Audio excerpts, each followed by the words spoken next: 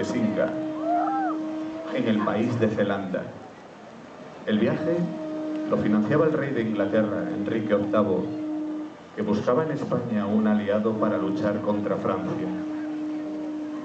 Un joven e inexperto rey, que ni siquiera sabía hablar español, embarcaba para hacerse cargo de la corona de Castilla y León, de la de Aragón, Navarra, Sicilia, las Indias y muchas más.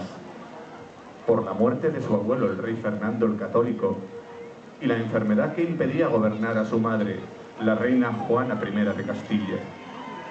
Venía acompañado de su hermana Leonor y con una camarilla de codiciosos flamencos, sin más intención que la de apoderarse de la riqueza del reino y enviarla a financiar asuntos en los Países Bajos. También algunos cortesanos y clérigos españoles corruptos y con muchos intereses en el Nuevo Mundo formaban parte del séquito de su majestad. Solo unos pocos honrados nobles y clérigos, amigos y agentes leales al cardenal Cisneros, fieles a la corona de Castilla, acompañaban al rey.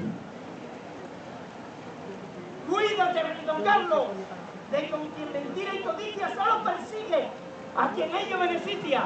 Y presta más atención a con quien lealtad y valor te prestan su vida y su corazón.